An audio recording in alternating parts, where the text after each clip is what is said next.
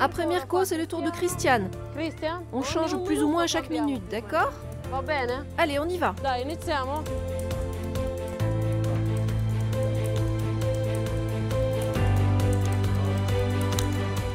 Nathalie est très déterminée, elle avait un rêve et elle a tout fait pour le réaliser. Ce rêve était d'être la première footballeuse palestinienne à jouer en Europe.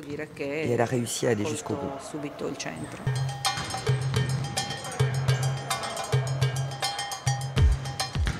Le matin, Nathalie est employée par une entreprise qui vend des piscines et des accessoires.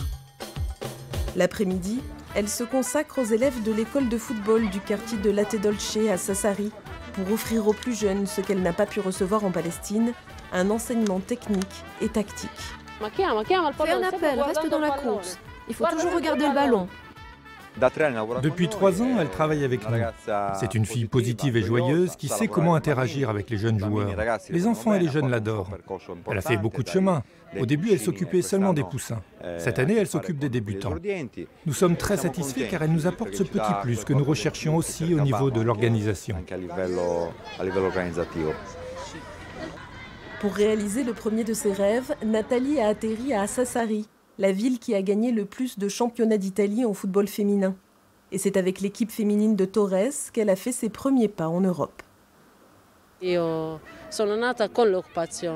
Je suis née pendant l'occupation.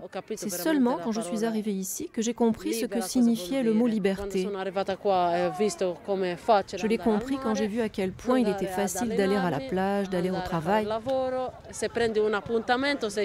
Ici, quand on prend un rendez-vous, on est sûr d'y arriver, de pouvoir le respecter. Là-bas, c'était très difficile. Je ne prenais jamais de rendez-vous, je ne faisais que m'entraîner car je ne pouvais pas savoir si je pouvais respecter un rendez-vous ou non. Nathalie a grandi à Jéricho et a commencé à jouer sérieusement à l'âge de 12 ans lorsque la Palestine a créé son équipe nationale de football féminin. Elle en est rapidement devenue la capitaine, mais à cause des checkpoints et des préjugés culturels, difficile de pratiquer ce sport là-bas.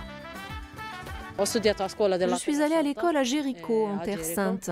C'était la seule école mixte de mon pays.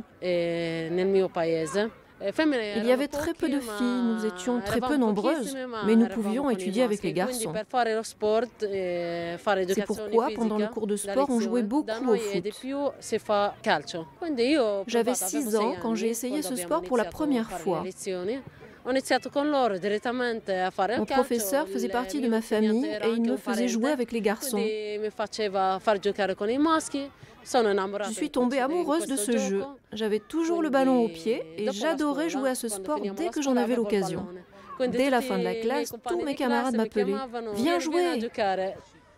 En 2015, Nathalie découvre l'association Ponti Non Muri à Sassari, qui a pour but d'aider les athlètes palestiniens à se perfectionner. Après les premiers voyages en Sardaigne, l'idée est venue de faire un doctorat mêlant sciences motrices et sociales. Pour moi, l'association et tous ses membres constituent une seconde famille. Ils m'ont très bien accueillie depuis le premier jour et jusqu'à aujourd'hui. La jeune femme a écrit une thèse en anglais sur le football féminin qui est devenu un livre. Elle y retrace sa vie, mais aussi les difficultés que rencontrent aujourd'hui les femmes qui veulent jouer au foot, en Palestine encore plus qu'en Italie. Nous avons de nombreux talents et beaucoup de femmes veulent jouer au foot.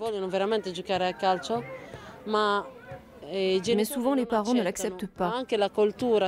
Notre culture refuse que les femmes pratiquent ce sport. La plupart des gens pensent que le football doit être réservé aux hommes. L'absence d'infrastructures et l'occupation israélienne sont autant d'obstacles qui se répercutent sur le travail de l'association Ponti Non Muri.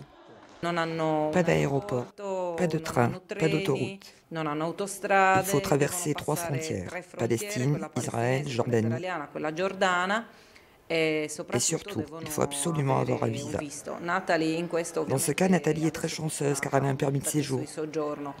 Mais il faut savoir qu'obtenir un visa pour quitter la Palestine est très, très compliqué. À 29 ans, tant que ses jambes tiennent le coup, Nathalie veut pratiquer encore. Elle joue avec le club Athena Sassari dans le championnat d'Italie de futsal, Serie A2. Peu importe les déplacements en bateau depuis Olbia. Elle veut apprendre encore pour réaliser le plus grand de ses rêves, ouvrir son école de football à Jéricho. Disons que dans le futur, j'aimerais retourner chez moi pour essayer de faire la différence, pour apporter un changement. J'espère qu'un jour, il y aura beaucoup de footballeuses en Palestine et que nous pourrons organiser un championnat féminin comme en Italie.